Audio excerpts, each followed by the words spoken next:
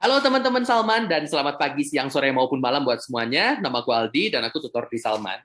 Eh, aku sebenarnya sehari-hari di Zenius. Kalau teman-teman tahu Zenius, ya aku tutor sosiologi di Zenius. Cuman di Salman juga aku nyambi di sini gitu. Nah, kalau teman-teman nggak tahu Zenius, keterlaluan. How dare you? Cepet-cepet download. Dan di Salman tuh sebenarnya aku daftarnya di tutor sosiologi. Cuman entah kenapa sampai sekarang mereka tuh ngasihnya everything about English gitu, kayak TOEFL, IELTS, SAT, GRE, everything about English, Japanese, atau bahkan programming komputer. Kayak buat KSN Informatika, atau kemarin ada yang minta les Python, tuh aku juga yang pegang. Bahkan saban hari juga kadang-kadang dikasih PU, PBM, PPU, sama PK, UTBK, TPS gitu. Jadi ya you know lah nih, you know lah. Gitu kan. Dan ya not that I'm complaining, seneng mah seneng aja gitu kan. Cuman kan biasanya kalau misalnya calon anak Salman minta tutor sosio itu dikit-dikit, aduh kakak pengen tutornya cewek, terus mikir emang Aldian Hudaya bakal ngapain dulu. Emang ada apa dengan tutor cowok? Aldian Hudaya akan mengapakan dirimu kan enggak. Nah gitulah biasa kalau anak Salman emang gitu. Nah oke, di video ini kita bakal ngobrolin tentang interview. Jadi banyak banget, literally banyak banget gitu ya, program beasiswa, masuk perguruan tinggi, kerja, dan lain-lain yang mengharuskan teman-teman untuk diinterview gitu. Nah, setiap interview itu punya goal beda-beda, tergantung kenapa interview itu dilaksanakan. Apakah untuk diterima kerja, apakah untuk diterima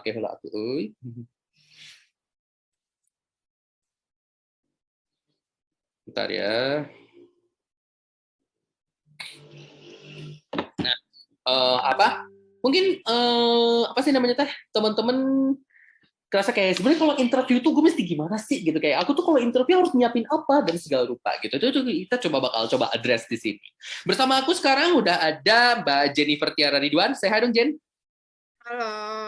Gitu. Ini adalah mahasiswa Ilmu Komunikasi Universitas Negeri Jakarta gitu. Mbak Jennifer ini bareng dengan aku kalau misalnya kita nge-interview anak Salman yang mau daftar IUP gitu. Dan bersama dengan aku juga udah ada Mbak Oktaviana Putriku. Hai Put. Halo semuanya. Gitu. Mbak Putri itu dari Put rekam itu Eko Eko. Nah, Mbak Putri itu mahasiswa di Universitas Pendidikan Indonesia atau UPI Bandung gitu ya.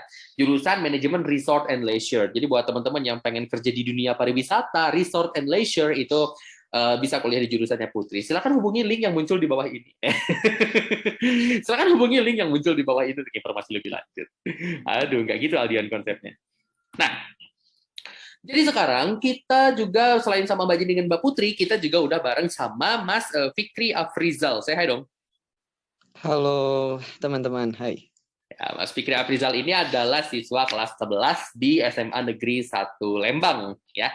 Nah, nanti setelah kita pemateri, setelah aku nyampein materinya, teman-teman akan melihat langsung simulasi wawancara. Ceritanya Mbak Jenny sama Mbak Putri akan mewawancarai Mas Fikri. Dari situ teman-teman bisa belajar gitu. Yang bagusnya teman-teman bisa adaptasi, yang menurut teman-teman kurang bagus bisa jadiin patokan buat teman-teman supaya gimana jadi lebih cakep pas nanti diwawancara. Gitu. Oke. Nah, nanti pemateriannya sekarang aku dulu, nanti pas habis wawancara, jadi dengan Putri juga bakal bisa kasih tips and trik gitu ya, begitu pula Fikri, nanti boleh habis simulasi wawancaranya, bisa kasih tips dan trik gitu ya, bagaimana apa yang harus disiapkan ketika menghadapi wawancara.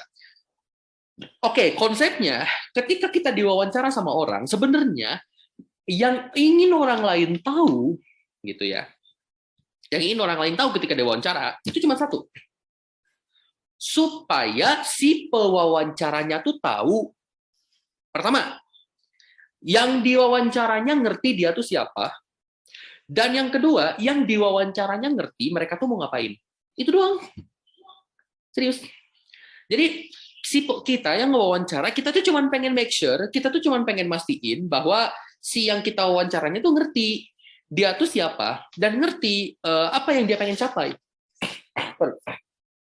Kasarnya gini aja, buat apa let's say perguruan tinggi kayak UGM, ITB, UI, UPI, Unpad, dan lain-lain nerima calon mahasiswa yang bahkan sih calon mahasiswanya kagak ngerti dia kuliah mau ngapain. Gitu. Dia ada 2 orang calon mahasiswa. Yang satu ini calon mahasiswa modal akademiknya gede, nilainya gede-gede, tapi bahkan dia kuliah aja dia nggak tahu dia mau ngapain. Kasarnya dia kuliah cuma gara-gara universitasnya bergengsi. Sementara ini ada satu calon mahasiswa yang lain, nilainya lebih rendah dibanding si mahasiswa yang pertama tadi. Tapi dia tahu apa yang dia pengen lakukan. Misalnya, dia tinggal di salah satu daerah terpencil di Indonesia, dan dia daftar ke pendidikan kedokteran karena dia pernah punya pengalaman hidup. Misalnya teman dia yang waktu dia masih kecil, dia pernah melihat di depan matanya temannya meninggal dunia di perjalanan menuju ke rumah sakit karena perjalanan dari desa dia ke rumah sakit 12 jam. Sehingga dia bermimpi untuk bisa bikin rumah sakit di daerah itu. Gitu, supaya kejadian kayak gitu nggak terjadi lagi di masa depan. Jelas dong perguruan tinggi mau ngambil yang mana? Artinya, di sini si perguruan tinggi atau si pewawancara itu sebenarnya pengen cuma tahu dua hal itu tadi, bahwa teman-teman tuh ngerti diri teman-teman siapa, dan teman-teman tuh ngerti apa yang pengen teman-teman lakukan atau apa yang pengen teman-teman capai. Oke, teman-teman mau kuliah, oke, ngapain kuliah? Oke, teman-teman main kuliah di jurusan MRL, Management Resort and Leisure. Oke, aku ngerti, teman-teman pengen kuliah di MRL dalam rangka supaya dapat prospek kerja yang bagus dan ngebangun karir di bidang pariwisata. Tapi semua orang yang pengen masuk MRL punya goal yang sama besar kemungkinan, bahwa mereka pengen meniti karir di bidang pariwisata. Apa yang ngebuat diri teman-teman beda dan spesial dibanding mereka-mereka yang lain? Oke, teman-teman pengen daftar ke ilmu komunikasi. Gitu. Teman-teman pengen daftar ke Oke, thank you Nis. Oke, teman-teman misalnya daftar ke ilmu komunikasi nih, UNJ misalnya. Mungkin teman-teman merasa, oh saya pengen belajar tentang ilmu komunikasi ini, saya pengen bisa ngerti orang, saya pengen bisa kerja di media massa misalnya. Oke, literally hampir semua orang yang pengen masuk ilmu komunikasi punya goal yang sama. Apa yang ngebuat teman-teman beda dari mereka? Apa yang ngebuat MRL UPI, ilmu komunikasi UNJ, atau perguruan tinggi lain harus nerima teman-teman dibanding yang lain? Ada. Yang membedakan adalah teman-teman benar-benar ngerti diri teman-teman itu siapa, dan teman-teman benar-benar tahu apa yang benar-benar pengen capai. Benar-benar teman-teman pengen capai. Dulu, ini pengalaman aku pribadi. Waktu aku diwawancara untuk bidik misi UPI, karena aku dulu kuliah di UPI sama pendidikan sosiologi, gitu ya. Jadi aku sarjana pendidikan sosiologi, gitu. Makanya aku nggak ngerti kenapa sarjana pendidikan sosiologi ngajarin bahasa Inggris. Aku nggak ngerti, tapi kalau anak-anak aku yang udah lulus IUP UGM kemarin sama aku belajar bahasa Inggrisnya ngerti.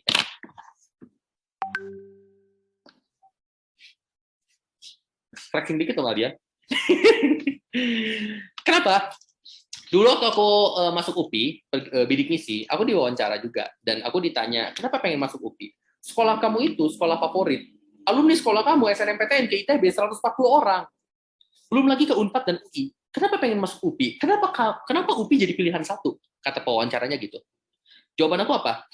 Gini ya Bu ya, pendidikan sosiologi UPI itu berdiri tahun 2010, Bu. Aku masuk 2015, berarti aku angkatan kelima. Aku lulus 2019, suka nggak suka, karena harus 4 tahun. Berarti aku angkatan kelima yang lulus. Lulusannya baru 5 angkatan. Bayangin deh, Bu. 2019 sampai 2021, guru sosiologi bakal banyak yang pensiun. Sedangkan, jurusannya aja baru berdiri 2010. Berarti nanti suatu hari kebutuhan guru sosiologi di Jawa Barat, bahkan di Indonesia, itu akan sangat tinggi. Karena guru-gurunya pada pensiun, dan jurusannya aja baru masih muda. Aku pengen manfaatin itu, Bu. Digituin kata aku teh. Oke, dia ngerti aku kenapa kuliahnya di jurusan pendidikan sosiologi, karena aku pengen manfaatin momen. Nanti dia tanya gitu, apa yang menurut kamu spesial dari diri kamu? Gitu. Dan aku bilang gini, Bu, pernah nggak Bu kebayang ada seorang alumni pendidikan sosiologi yang bisa lebih dari 3 bahasa, bisa programming komputer, bisa belajar skill programming komputer yang baru, bisa bahasa Inggris, bisa nulis editorial, bisa ini, bisa itu, dan semuanya bisa aku aplikasikan untuk ngemajuin pendidikan di Indonesia. Kalau misalnya suatu hari, misalnya kita pendidikan sosiologi evolve, kita misalnya harus belajar suatu metode belajar yang baru, model belajar yang baru, teknik belajar yang ternyata harus datang dari luar negeri, atau kita ada pertukaran guru dengan guru di luar negeri, dan ternyata pada nggak bisa bahasa Inggris Bu sekolahnya. Siapa alumni pendidikan sosiologi yang bisa nge-cover itu? Gituin tuh aku. Aku dulu ngomong gitu. Aku bukan sedikit lagi, aku sangat sombong di situ. Tapi di situ aku ingin nunjukin, aku tahu aku siapa, gitu. Dan aku tahu apa yang pengen aku lakuin selama aku kuliah di perguruan tinggi 4 tahun. Gue pengen jadi guru profesional. Dan untuk menjadi seorang guru profesional, aku tahu apa yang harus aku lakukan, dan aku tahu apa yang harus aku tempuh selama perguruan tinggi. Nah, ketika teman-teman bisa nunjukin itu sama si pewawancara, teman-teman sudah dapat tiket hijau, gitu. Teman-teman bisa nunjukin kalau teman-teman tuh ngerti diri teman-teman tuh siapa, dan teman-teman tuh ngerti apa yang benar-benar teman-teman pengen lakukan, gitu. Karena kalau teman-teman ngasih alasan yang sebenarnya generik, gitu ya, alasan yang kayak ya, oke lah, misalnya teman-teman pengen masuk UGM, kenapa? Karena dia perguruan tinggi favorit. Iya, semua orang yang pengen masuk UGM juga sama, mereka pengen masuk UGM karena dia perguruan tinggi favorit. Apa yang ngebuat teman-teman beda dari mereka? Kenapa UGM harus menerima teman-teman dibanding yang lain? Gitu. Itu bisa teman-teman tunjukin di wawancara. Gitu. Dalam waktu 1 kali duduk wawancara, teman-teman harus bisa ngeyakinin wawancaranya itu. tentang diri teman-teman pribadi. Jadi kalau wawancara, nggak mesti dibikin lebay gak jelas. Nggak mesti dibikin lebay-lebay gak jelas. Atau apalagi ngapalin jawaban. Ngapalin jawaban mah nggak banget. Paling, no, paling nggak boleh ngapalin jawaban. Paling nggak boleh banget. Gitu. Karena beberapa tempat les itu suka kayak, oh kalau kamu ditanya kayak gini, jawabnya harus gini ya. Itu big no. It's a big no. Nggak boleh banget. Siapin jawabannya bener-bener diri teman-teman apa adanya. Gitu. Nggak usah takut untuk menjelaskan diri teman-teman apa adanya. Gitu. Jangan jelasin ke orang ada apanya, tapi jelasin diri teman-teman apa adanya, bukan ada apanya. Oke, ada beberapa pertanyaan yang umum banget diwawancarai di setiap wawancara. Karena teman-teman ngerti sekarang goal seorang pewawancara apa, berarti teman-teman sekarang udah ngerti bahwa pertanyaan yang diajukan ke setiap orang yang diwawancara itu bakal beda. Gitu. Selama si interviewernya atau si pewawancaranya belum dapat apa yang mereka pengen ngerti, dia mungkin akan terus ngegali diri teman-teman supaya mereka ngerti gitu. Tapi kalau mereka udah gagal memahami diri teman-teman, ya udah, wassalam. Gitu. Aku nggak asal ngomong, udah wassalam. Gitu. Teman-teman akan kalah sama orang lain yang benar-benar ngerti dirinya dia siapa. Ada beberapa pertanyaan yang sering ditanyain sama seorang pewawancara. Pertama, can you tell me a little about yourself? Atau bisa nggak kamu ceritain tentang diri kamu? Di sini, nggak masalah kalau teman-teman pengen pamer. Nggak masalah banget. Teman-teman harus gini. Bayangin teman-teman lagi kenalan sama orang, literally baru kenal, dan literally baru kenal sama orang, dan kayak teman-teman tuh bisa ngasih tahu apapun ke dia. Kasih tahu dia apa yang pengen teman-teman dia ketahui. Gitu. Apa yang teman-teman pengen dia tahu tentang teman-teman. Gitu. Entah itu pencapaian akademik misalnya, boleh banget. Atau mungkin hal receh kayak gimana teman-teman ngabisin waktu luang, itu juga boleh. Karena ya kita pengen kenal diri lu, gitu loh. Misalnya teman-teman suka K-pop nih, misalnya teman-teman fansnya NCT atau BTS, no problem, ceritain aja. Gitu. Atau misalnya teman-teman kerjanya nonton Netflix dari pagi sampai malam, it's okay, ceritain aja. Kenapa enggak, gitu. Atau misalnya teman-teman kerjanya nonton anime gitu dari pagi sampai malam, atau misalnya main game gitu, push rank dari pagi sampai malam, ya no problem, ceritain aja. Ada apa dengan push rank nonton anime dan nonton Netflix, atau misalnya ngefans sama K-pop? Buruknya sebelah mana gitu. It's how you spend your free time, it's about you. Feel free to say it gitu. Jangan takut, aduh kalau aku misalnya aku mengaku bahwa aku suka anime, terus nanti orang-orang tuh kayak apa sih udah gede suka kartun, ya jangan takut ada anggapan kayak gitu. It's about you. Feel free to tell it yourself gitu. Daripada teman-teman nyembunyiin diri, oh iya aku suka hobi nyanyi, padahal tiba-tiba misalnya teman-teman ngebohong gitu, aku punya hobi nyanyi, disuruh nyanyi nggak mau. Iya. Yeah.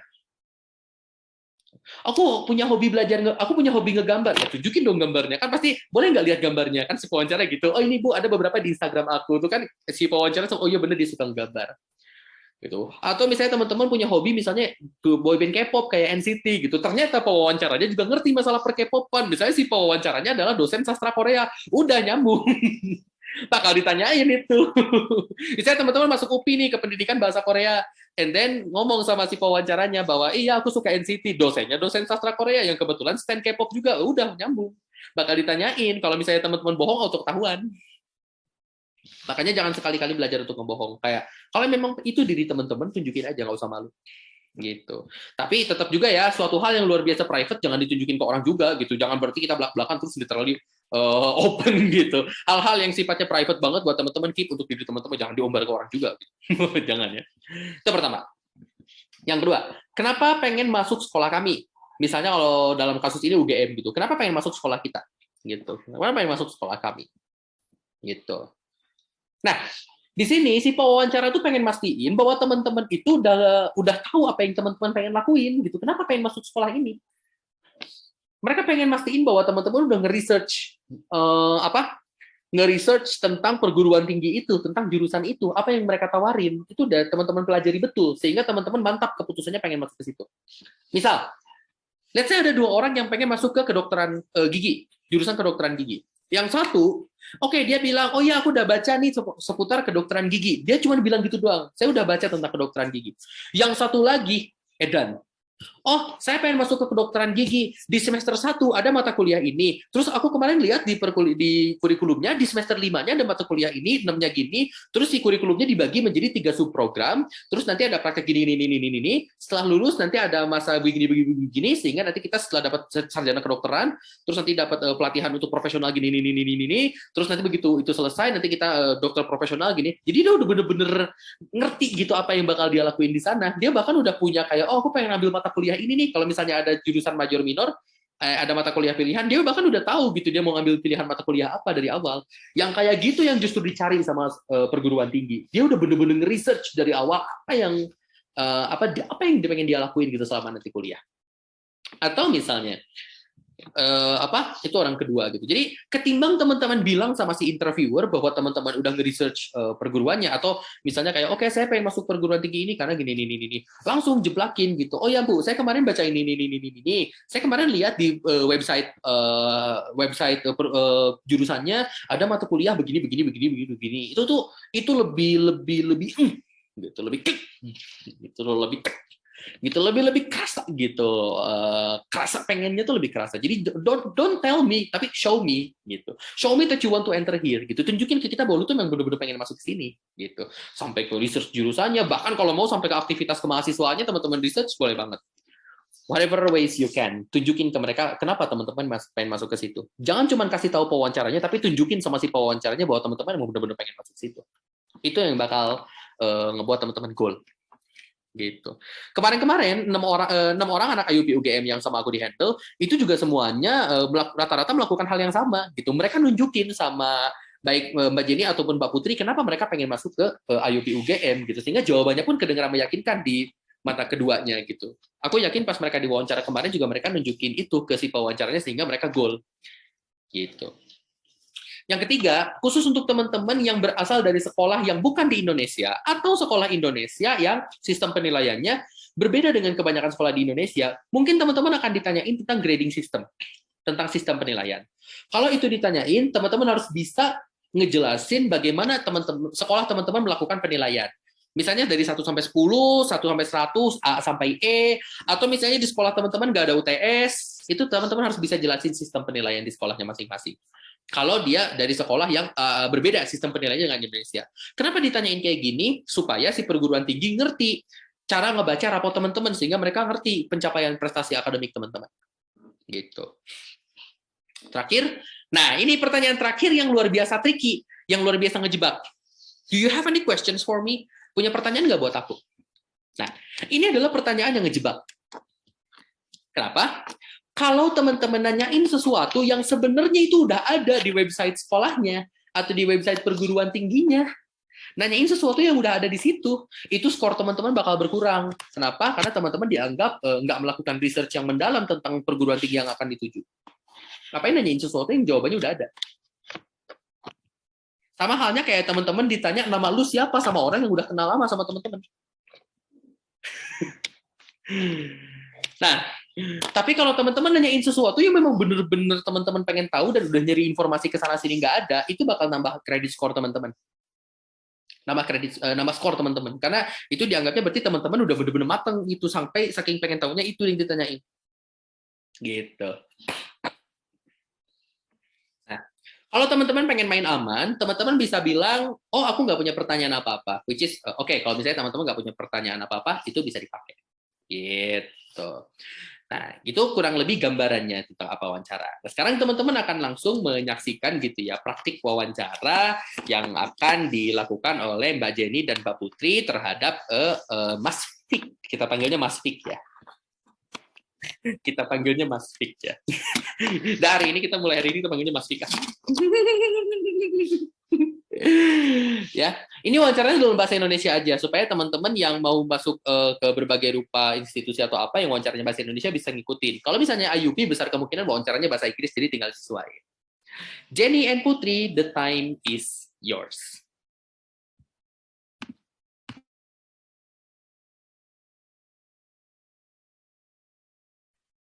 Siapa mau duluan? Kamu boleh, Jennifer dulu. Ini perkenalan dulu nggak nih? Oh iya. Boleh. Duluan. Oke, halo Fikri. Perkenalkan nama saya Oktaviana Putri Q. Seperti yang tadi sudah dikatakan oleh kalian, saya dari Universitas Pendidikan Indonesia, jurusan Manajemen Riset dan Riset. Salam kenal ya. Boleh? Kenal juga, Bu. Oke, halo Fikri, aku Jennifer Tiara Ridwan, boleh dipanggil Jenny, dari Universitas Negeri Jakarta, jurusan Ilmu Komunikasi. Oke, kita mulai aja kali ya interviewnya. Ya, Bu. Hal pertama yang paling aku mau tahu adalah aku mau tahu tentang diri kamu. Jadi aku pengen kamu ceritain tentang diri kamu. Kamu bisa ceritain apapun, hobi, passion, skill gitu, atau kegiatan sehari-harinya sekarang ngapain. Bebas, pokoknya yang intinya aku mau tahu tentang diri kamu. Boleh Oke. langsung diceritain? Ya, baik, Bu. Nama saya Muhammad Fikri Aprizal, tinggal di Bandung. Sekarang 17 tahun dan saya ya masih single, alhamdulillah. Saya mempunyai hobi olahraga, ngegame, dan berbagai lain. Tapi saya sedang lebih sering olahraga. Hobi itu nggak nentu sih, karena saya orangnya lebih suka untuk keluar zona nyaman gitu. Terus saya kalau untuk nilai dan lain-lain, mungkin saya sangat tidak bagus ya.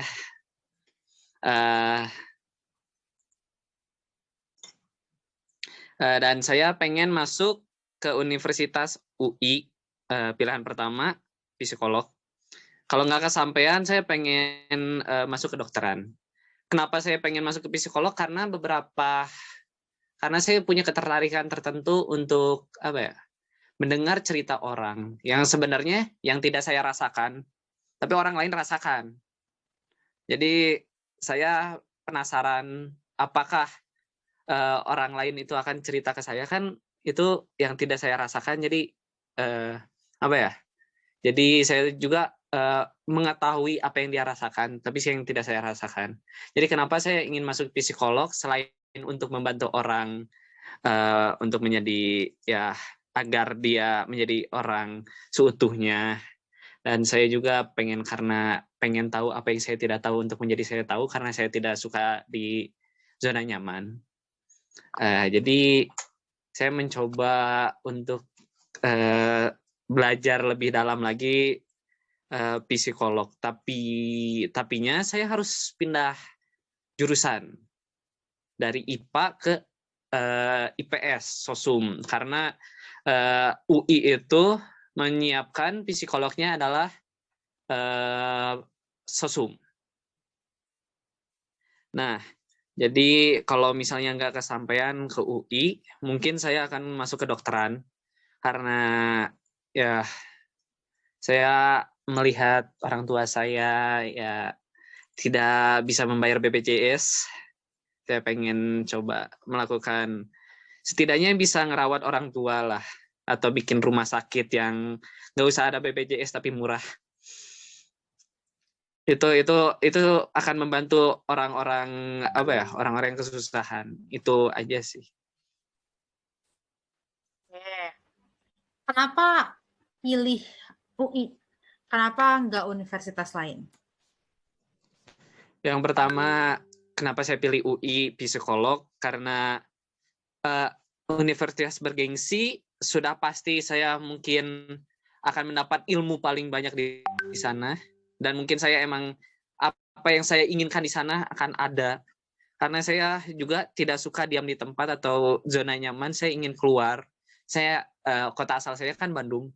Saya ingin coba keluar kota untuk kuliah. Saya ingin mencoba merasakan sesuatu yang saya tidak rasakan gitu di keluarga atau apapun, ke masyarakat dan lain-lainnya. Dan saya juga mungkin kalau misalnya saya keluar dari kota gitu, saya bisa kayak mempraktekkan ilmu yang saya dapat dari universitas. Misal psikolog, ada masalah temen, nggak bisa ngapa-ngapain, saya bisa mempraktekkan itu secara langsung.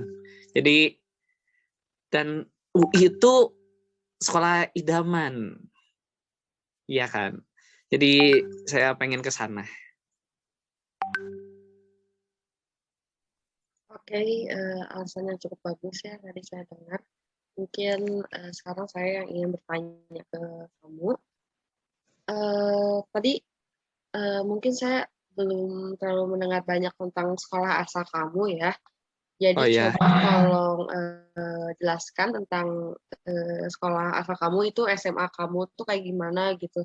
More spesifik kayak tentang sistem di sekolahnya kayak gimana dan yang lainnya. Boleh mungkin ya Bu. jelaskan.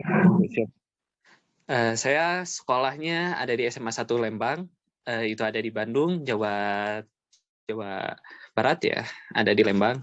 Sekolahnya bisa dibilang itu adalah sekolah favorit yang banyak orang mau ke sana. Dan sekolah itu nilai apa ya? Penilaiannya tuh menggunakan KKM atau ya tentang masih zaman dulu ya, yang masih penilaian MTK harus sekian dan nilai-nilainya harus di atas KKM. Ada beberapa yang saya nggak bisa. Terus penilaian jati diri juga ada. Kayak kita akan dites kayak beberapa kali, bakal dites ada kayak kertas gitu dari BK. Ingin kemana, mau ngapain aja sesudah umur sekian, dan ya untuk apa ya, mencari jati diri gitu. Penilaiannya masih penilaian seperti sekolah-sekolah biasa, masih menggunakan nilai tugas yang masuk, seperti absen juga masih sama seperti sekolah-sekolah seperti biasanya. Oke, baik. Oke, aku dulu mungkin ya sekali lagi. Mungkin udah cukup aku mendengar tentang sekolah kamu. Nah, sekarang aku pengen tanya tentang pencapaian kamu sewaktu di SMA ini, di SMA itu. Boleh mungkin ceritakan.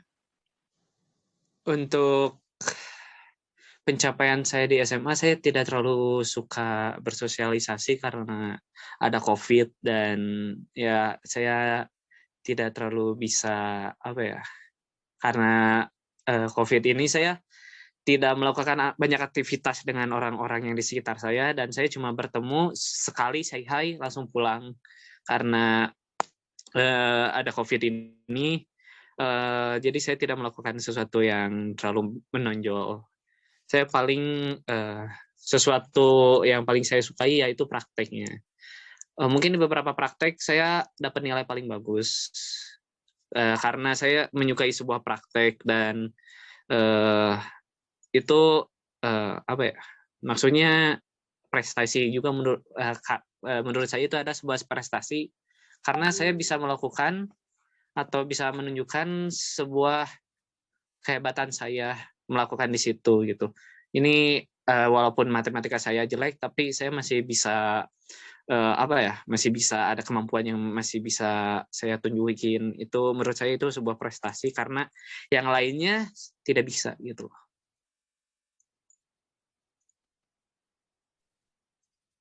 Oke, saya mau tahu, itu kan tadi udah cerita soal pencapaian sejauh ini ya.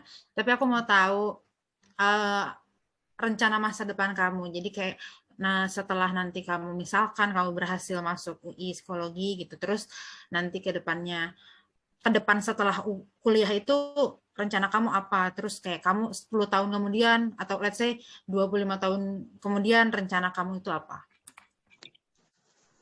Untuk rencana saya untuk di masa depan, saya mungkin akan kayak kuliah, akan mencoba masuk ke beberapa bikin rumah sakit atau bikin sebuah kedokteran atau bikin website, karena sekarang zaman online mungkin akan bikin sebuah website ya. Mungkin itu akan apa?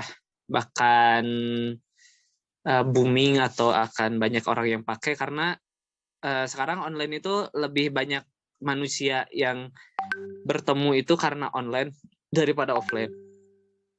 Jadi saya mungkin untuk masa depan saya akan mulai dari kuliah, akan beres kuliah saya akan jadi dokter psikolog, dan lalu membuat beberapa website, atau tidak website, saya mungkin akan membuat sebuah apa ya, rumah atau tempat untuk orang-orang yang emang ingin cerita, ingin ya ingin ya cerita dan lain-lain, pengen membuat dirinya lega, mungkin saya akan membuka seperti itu. Dan kalau memangnya bisa, saya juga punya keinginan untuk membuka sebuah kafe. Sebuah kafe yang enggak ya sebuah kafe karena itu cita-cita, bukan cita-cita sih, lebih ke apa yang saya inginkan. Kalau misalkan saya emang tidak keterima atau saya mentok-mentok saya tidak bisa masuk kuliah, saya bakal kerja dan saya ingin membuat kafe yang apa ya, yang walaupun kafe itu kayak satu tujuan dan satu tempat di situ doang, jadi nggak ada yang lain juga. Kayak nggak, bukan kayak Starbucks yang bakal ada di mana-mana. Jadi kafe itu tuh kalau ada di satu tempat itu. Jadi kalau ada yang mau minum tuh ya emang harus ke situ. Nggak bakal ada di mana-mana gitu. Paling untuk masa depan. Untuk nikah, punya anak dan lain-lain saya masih belum pikirin karena masih ada sekolah yang harus saya pikirkan. Okay, that's great. Kalau kamu bisa kerja dalam tim?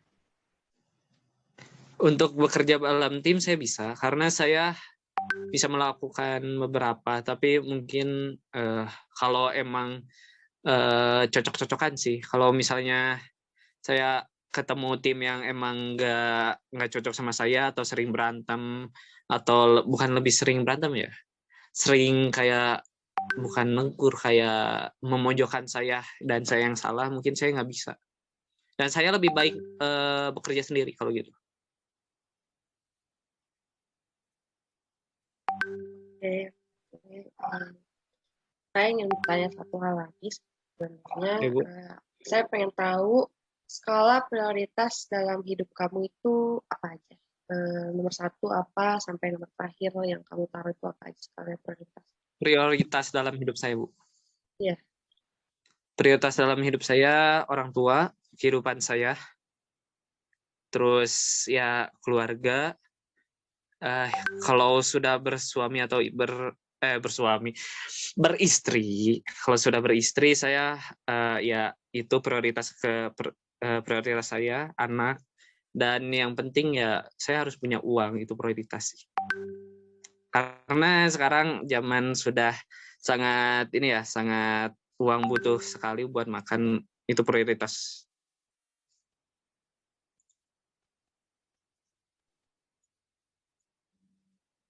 Oke, ini mungkin pertanyaan terakhir dari saya ya. Let's say namanya interview dan lain-lain, ini pasti ada dua kemungkinan. Let's say kamu lolos ataupun nggak lolos, rencana kamu apa? Kalau misalkan dua hal itu terjadi, misalkan kamu lolos dan kalau kamu nggak lolos, apa yang akan kamu lakukan? Kalau saya lolos, saya akan tekun melakukan hal yang saya mau karena saya lolos itu. Karena saya akan melanjutkan emang tekad saya untuk melakukan yang saya mau. Kalau nggak lolos, mungkin saya akan mencoba yang lain. Atau tidak mencoba yang lain, saya tidak akan menyerah karena saya punya kayak emang nggak suka di zona nyaman, jadi saya akan mencoba yang lain dan memasuki perlahan-lahan atau mencoba untuk untuk melakukan ini loh saya sebenarnya, ini loh fashion saya sebenarnya, ini loh pekerjaan saya sebenarnya, dan ini loh yang saya bisa. Saya mungkin akan melakukan seperti itu. Oke, mungkin sekian ya interview yang bisa kita lakukan untuk kali ini. Semoga hasil yang akan diberikan atau yang akan dihasilkan itu memuaskan dan sesuai dengan keinginan kamu. Ya, Bu. Terima kasih untuk Jennifer juga telah membantu interview ini. Semangat untuk Fikri. Terima kasih, Bu.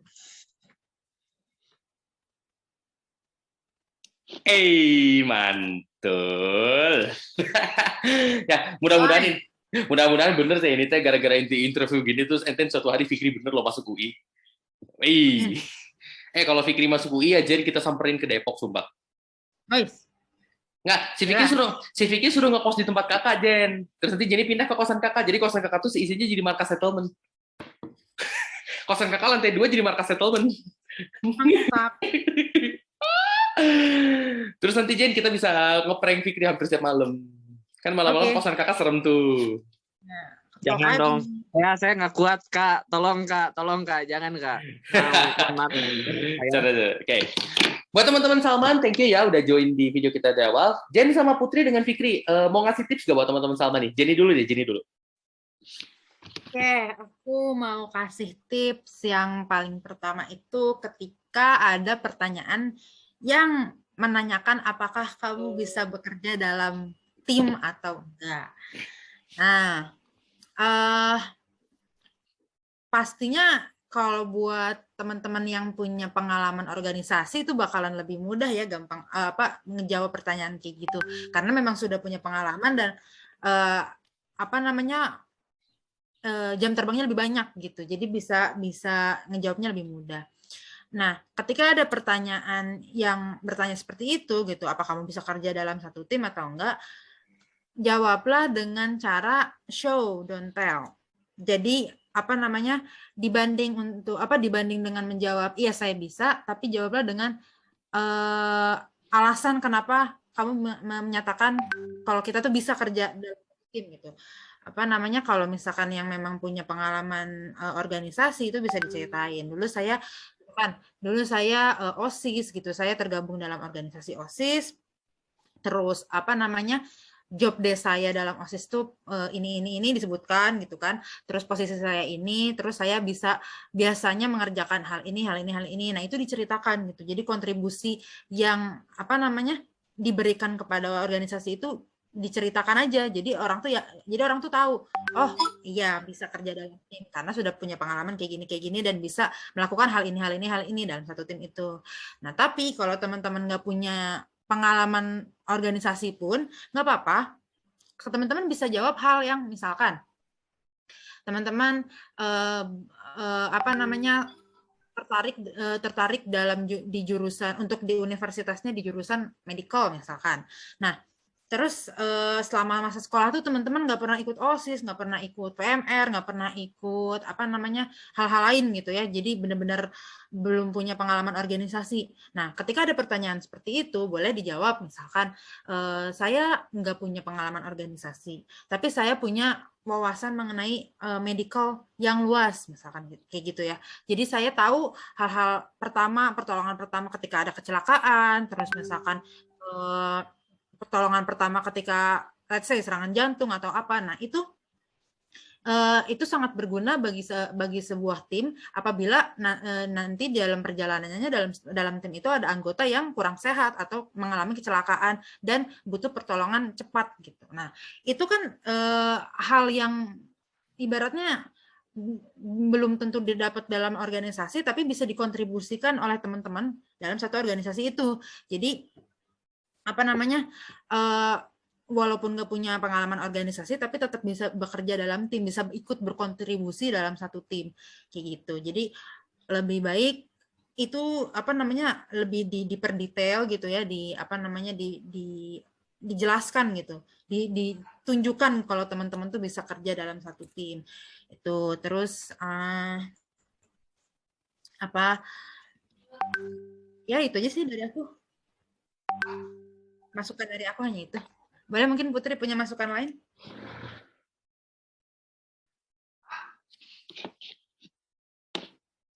Kenapa Put? Oh, sorry. Kenapa? Oh, sorry. Oke, mungkin tips dari aku tadi waktu perkenalan diri tuh bukan waktu perkenalan diri tapi waktu ngejelasin kenapa kamu pilih Universitas UI itu sendiri gitu. Jadi harus dipersiapkan lagi materi tentang universitas yang kamu ingin masukin gitu. Jadi waktu kita tanya misalnya kenapa kamu milih Universitas Indonesia, kamu bisa cari alasan yang ngebangga-banggain universitas itu sendiri gitu, kayak achievement yang udah dihasilkan dari universitas itu, dari jurusan yang kamu pilih, misalnya jurusan psikologi tadi kayak karena lulusannya udah jadi gini dan saya pengen karena dari skala kelulusannya bagus. Nah, kayak gitu mending dicari dulu gitu. Jadi waktu kamu ditanya tentang alasan kenapa masuk UI, mungkin interviewernya bakal ngerasa kamu udah siap gitu. Kamu tuh udah tahu bener kenapa kamu ingin masuk ke UI ini gitu. Terus tadi pas ditanya apa ya, aku lupa pokoknya kamu tuh tadinya ngomongin tentang kamu lebih jago di prakteknya gitu. Nah, kamu mungkin bisa sebutkan gitu achievement itu tuh dari praktek kamu ngelakuin apa. Misalnya kamu suka dalam bidang olahraga. Jadi kamu misalnya kurang dari hal bidang lain gitu kayak bidang akademiknya kamu kurang. Nah, kamu tuh bisa sebutin more spesifik kamu tuh jago di praktek dalam bidang apa. Misalnya kalau bidang olahraga, mungkin saya kurang ada pencapaian di bidang akademik, tapi saya mampu dalam bidang olahraga, contohnya basket, karena saya pernah kayak gini-gini. Nah, itu tuh lebih diperhatikan lagi gitu, alasan-alasan pencapaian ya kayak gitu tuh mungkin penting ya untuk interview. Mungkin segitu tips dari aku. Oke, thank you Put. Terakhir ini dari Fikri nih, sebagai orang yang diwawancaranya, ada nggak tips dan trik dari Fikri ini dari orang yang diwawancaranya buat anak Salman nih yang nanti mereka bakal diwawancara juga? Mungkin kalau dari saya sendiri, karena saya masih awam dan saya masih pertama kali, menurut saya lebih emang keluarin jati diri dan ya udah ngomong aja, jangan ikutin teks apa yang kamu tulis. Pokoknya karena kamu suka, emang karena ke situ mau, ya udah kamu bilang aja, nggak usah terlalu terpaku karena sebuah teks. Gitu aja paling kayak jangan gugup juga, ya itu sih.